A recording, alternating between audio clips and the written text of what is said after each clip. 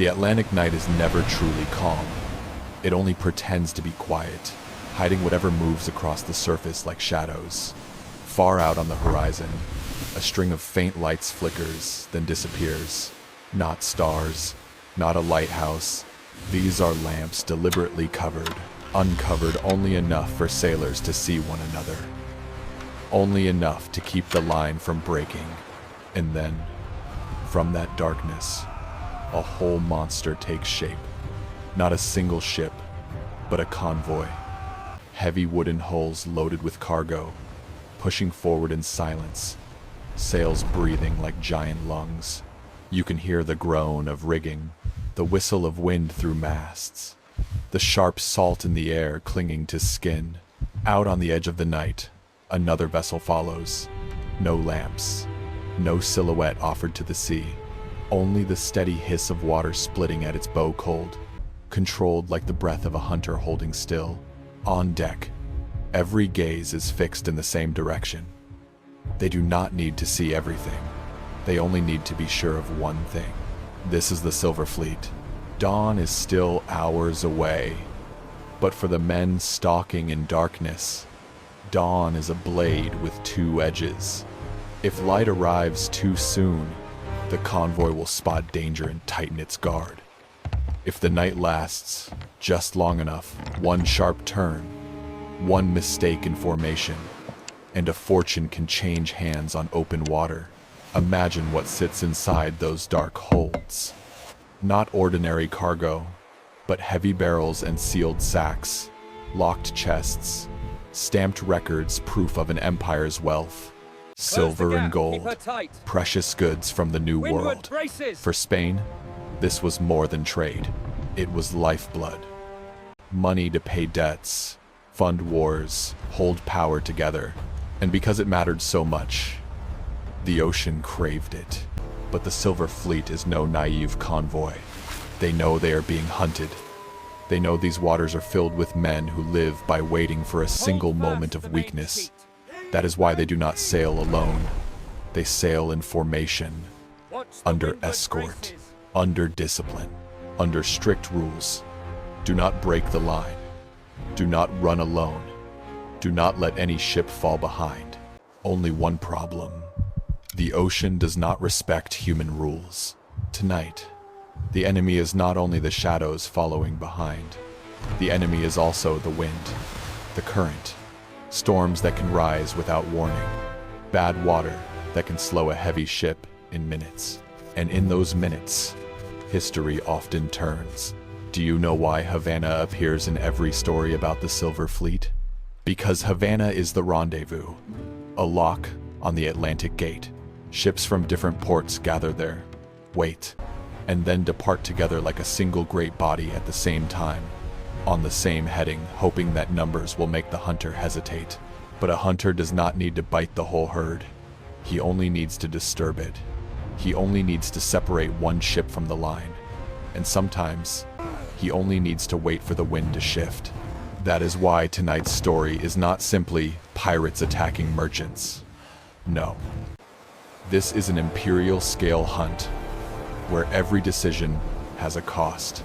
In the first episode of this series, we step onto the deck and follow the Silver Fleet as it leaves its meeting point and pushes out into the Atlantic carrying treasure and carrying fear. We will see how it defends itself, how the hunter waits, and how a single small moment can become disaster or victory. And as the first pale light rises in the east, only one question remains.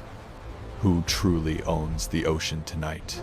Look at that convoy as if it were alive. It is not simply traveling from point A to point B. It is doing something far larger, carrying an empire's fate across an ocean that is always hungry. Inside those heavy holds, what is guarded is not only silver. There are cold, bright ingots minted from mines in the New World, sealed crates and recorded cargo, stamped and locked under discipline. Each voyage, in truth, is a bloodstream running back toward Europe. Silver to pay debts, to buy supplies, to sustain armies, to preserve influence. A late arrival could make a court panic, A short fall could shake the whole system. And because it is that important, the Silver Fleet cannot operate like normal commerce. Spain turned it into a machine. Ships were gathered from multiple American ports, moved on schedules, sailed along known routes, and most importantly, sailed together. There were familiar lanes, strategic stops, days you had to wait, days you had to depart, because missing one beat could mean meeting storms, bad winds, an entire season of violent seas. And all of it pointed toward one name every seaman learned by heart: Havana. Havana was not just a city. It was a lock on the ocean's door. The place where convoys from different directions assembled, counted their numbers, inspected damage, replenished water, repaired sails, replaced lines, and waited. When the fleet was complete, when weather allowed, they left as a single school of fish, hoping mass and discipline would make predators hesitate. But it was also the most tense place in the whole system, because the more ships, the more silver, the more eyes, more rumors, more unfamiliar faces in taverns, more small boats drifting just outside the bay. One whisper about the departure date, one careless word from the wrong person, one letter read by the wrong hands, and the entire fleet becomes a prey with a calendar. That is the prey. But what about the hunter? The hunter came in more than one form. Some sailed under a legal flag, authorized by another crown privateers, granted papers and permission to strike enemy shipping in wartime. They had clear targets, clear rewards, and sometimes even information fed by spies. And then there were those with no title beyond their own risk. Pirates. People living on the edge between hunger and ambition. They did not need a grand victory. They needed one successful voyage to change their lives. To them, the ocean was a gambling table. One right hand could make you rich. One wrong hand could erase you without a name. But no matter who they were, they understood one thing. A direct assault on the whole convoy was suicide. The Silver Fleet had discipline, escorts, cannon, captains who had survived storms and ambushes before. So the hunter did not hunt loudly. The hunter hunted with patience. They looked for cracks. They waited for mistakes. They watched formation for the slowest ship, the heaviest ship. They waited for a wind shift to make one vessel fall behind. They waited for deep night to close in so they could creep closer unseen. Sometimes they used false colors to gain a little distance. Sometimes they showed themselves in one direction so the prey would turn and steer itself straight into the trap waiting on the other side. And what made this hunt truly terrifying was not sails or cannon. It was information. Know the night the convoy leaves Havana. Know which heading it chooses in the first few days. Know which ship is burdened the most or which mast is weak, and the hunt becomes a blockade, an interception. Tonight, both sides are stretched tight. The convoy tightens formation like it is gripping its own life. The hunter holds back, because striking too early alerts the herd. But if he waits too long, dawn will turn everything into too late. And somewhere, beneath the wind and the waves, one factor no one can control begins to move closer. A shift in weather, a strange breath of wind, a tiny sign only old sailors notice. This hunt will not begin with a single dramatic blast. It will begin with something that seems harmless.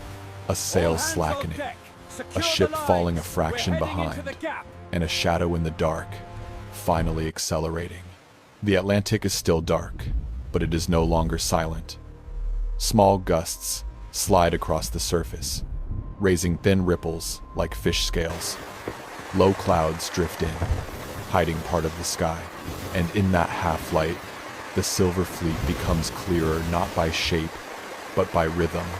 Heavy ships, steady ships, disciplined ships, like a marching column crossing a desert, except this desert can swallow you whole. Out on the edge of darkness, the hunting ship stays with them. It does not rush. It does not show hunger. At sea, the impatient die first. The hunter knows this. They keep the distance close enough to hold the trail, far enough to remain unseen if the fleet changes course. Every few minutes, they read the wind, the waves, the clouds, on the ocean. These are as important as any map, because hunting at sea is not like hunting on land. There are no bushes to hide behind, no paths to follow, only wind and time. And sometimes, one timely nod is enough to turn a quiet night into a breathless pursuit. The Silver Fleet holds formation.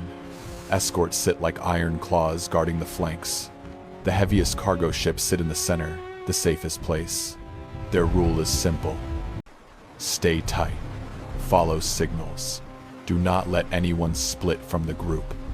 But the moment the wind shifts, the rule is tested. One heavily loaded ship slackens for a heartbeat. It does not fall far at once. It simply loses rhythm by half a step. To ordinary eyes, half a step is nothing.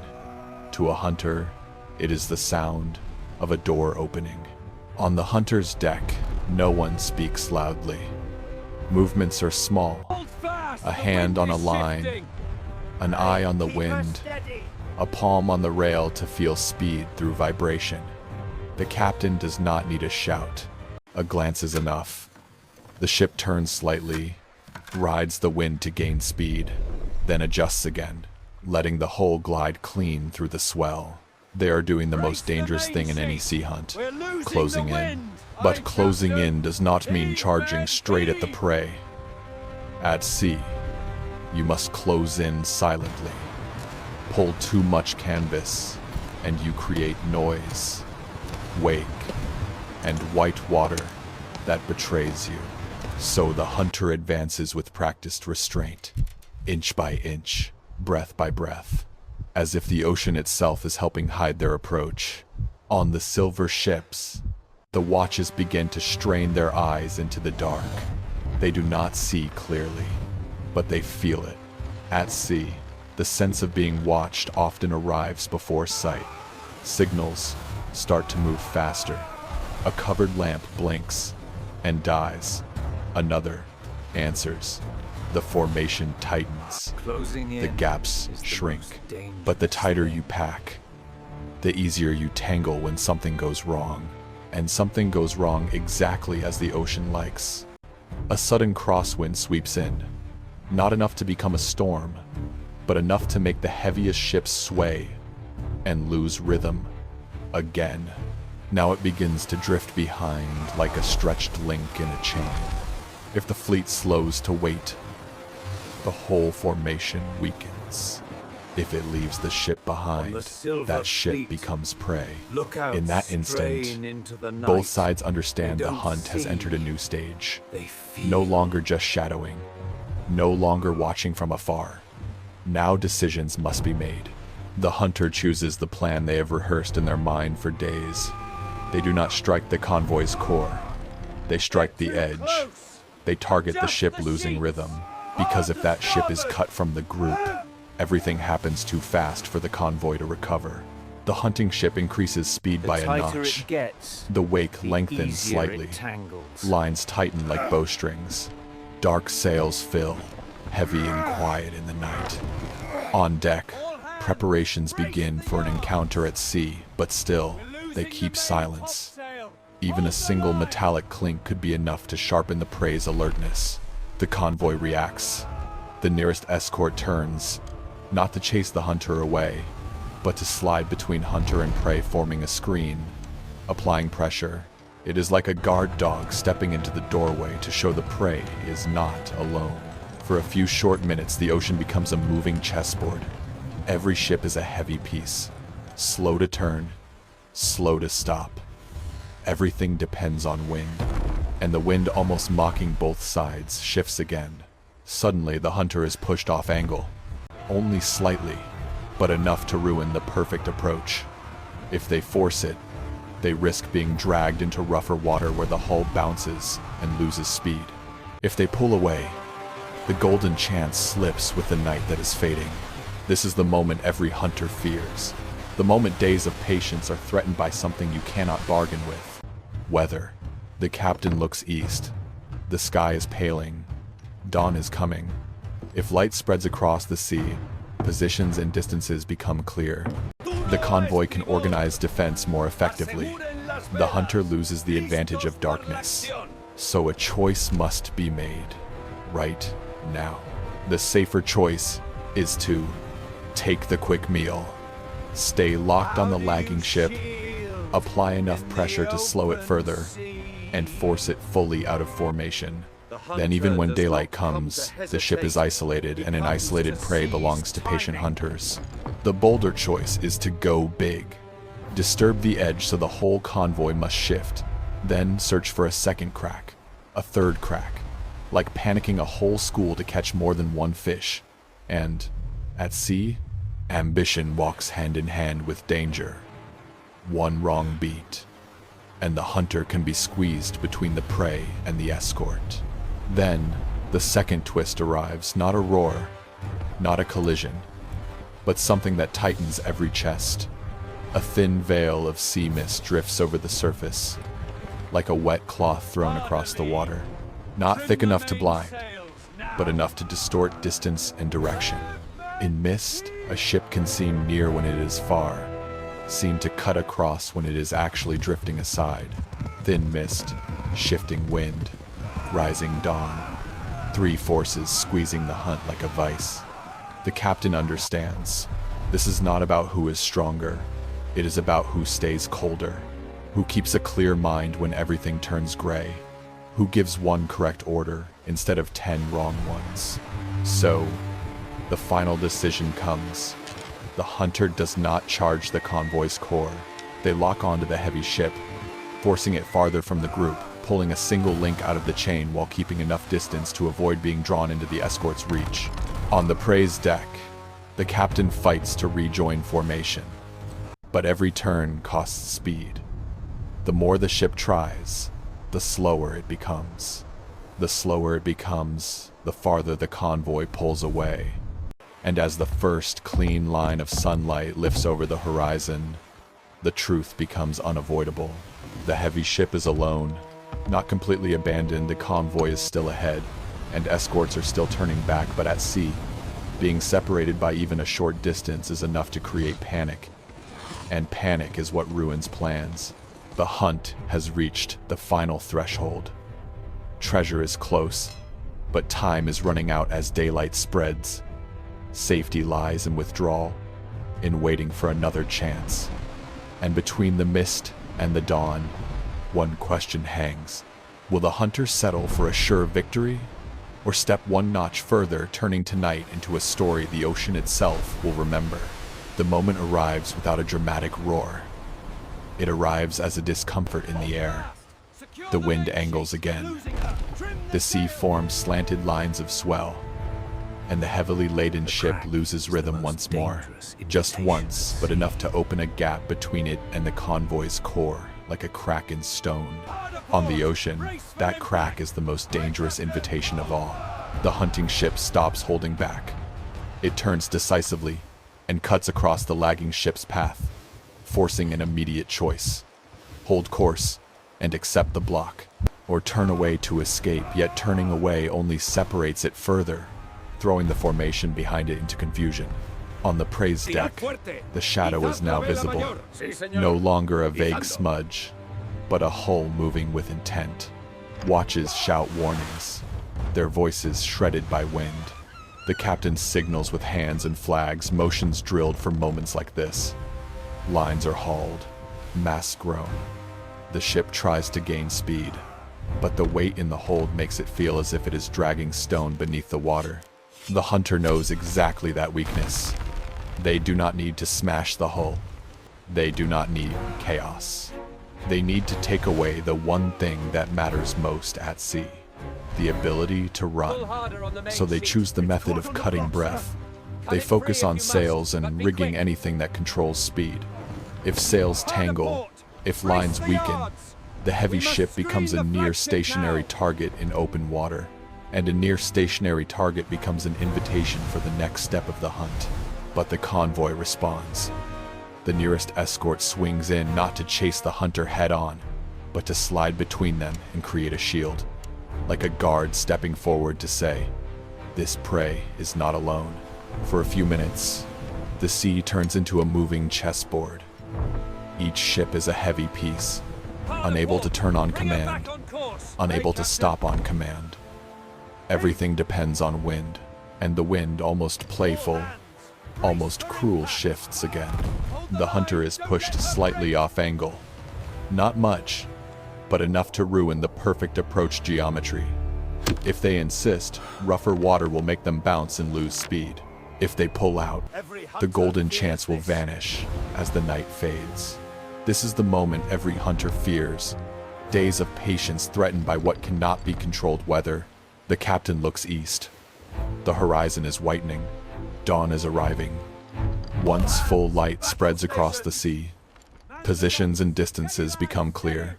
The convoy can organize defense with certainty.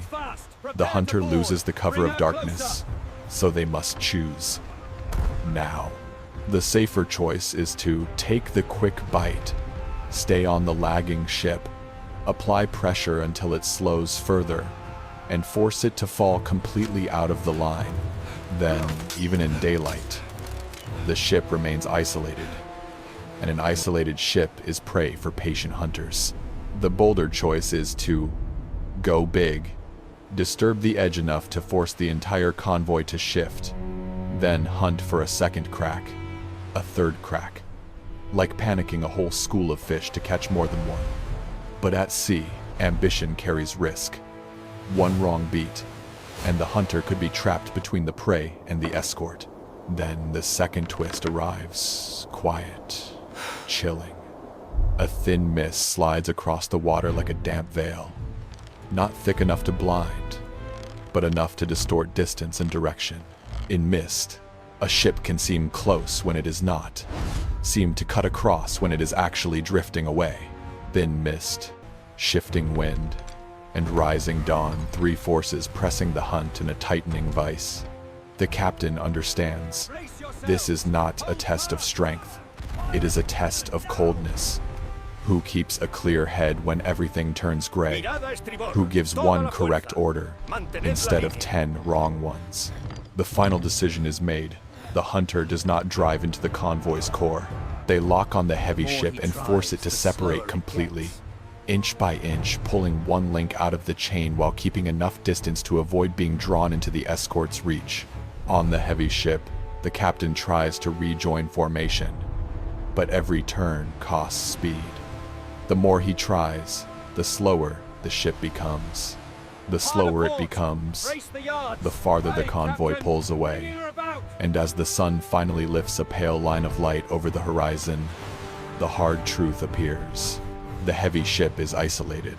Not abandoned completely, the convoy is still ahead, and escorts are turning back, but at sea.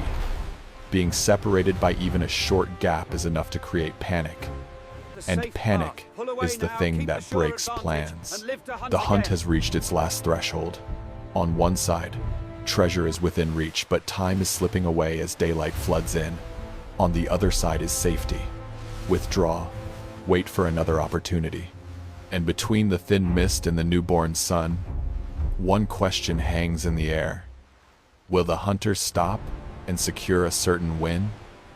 Or step one notch further, turning this night into a name the ocean will not forget? At last, sunlight spreads across the sea. The black of night retreats like a curtain pulled aside, revealing what darkness had concealed for hours. Sails, hulls, long white wakes stretching behind sterns, and the true distance between each side. Once everything becomes visible, the hunt enters its coldest phase. No more advantage from darkness, no more cover from mist. Now it is discipline, speed, and choice. The heavy ship has been pulled out of formation, not utterly abandoned, but pushed into the most dangerous zone of all, caught between two worlds.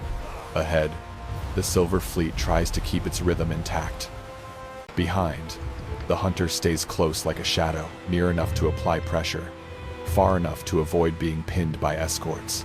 For the heavy ship's captain, The brutal truth is simple. At sea, you do not always lose because the enemy is stronger.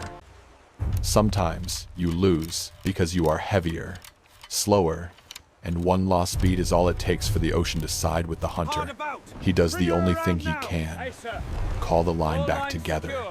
Signals are sent. One escort turns back like a hand reaching out to pull the prey home.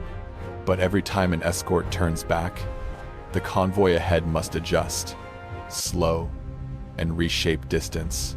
And when a large convoy adjusts, it is like a flock of birds, with one suddenly changing direction. One wrong beat, and the whole flock can tangle. The hunter understands this. They do not need something huge. They only need the convoy to hesitate again and again. The closer the fleet gets to safety, the heavier the pressure becomes. And under pressure, people make the worst decisions. But the Silver Fleet has survived countless crossings. These are not new sailors. They have experience, discipline, and the one thing the hunter hates most: the patience of people defending an empire. So they refuse panic. They keep the convoy's core moving forward.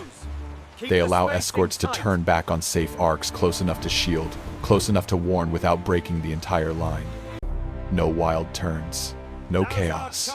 They know the simplest truth on the ocean: formation is life. In the hours that follow, such hunts can end in different ways. Sometimes the hunter seizes the exact moment and forces the prey to slow, widening the gap again. Other times, the escort arrives at the perfect time and the hunter withdraws, not out of fear, but out of calculation. In full daylight, pushing too far can put the hunter into danger. But whatever the precise outcome of this night, one fact does not change. The moment that heavy ship was pulled out of the line proved what every sailor of that age understood. The Silver Fleet was a wall, but every wall has cracks, and hunters live for those cracks. That is why Spain had to sail in convoy, gather at rendezvous points, follow schedules, enforce escort rules for generations. Because losing one voyage was not only losing cargo, it was losing confidence, losing leverage, losing voice. And that is what turned the Atlantic into the silent battlefield of an era.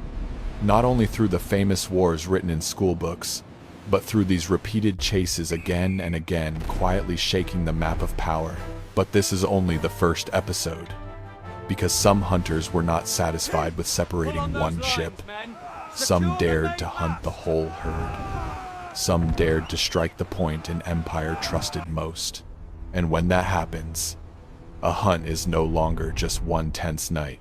It becomes a moment that makes all of Europe hold its breath. If you want to continue this Hunt on the Sea series, subscribe so you don't miss the next episode. Because in the next chapter, we step into a bolder operation where the hunter does not merely chase treasure, but wagers his name on an interception so daring that history will remember it for a very long time.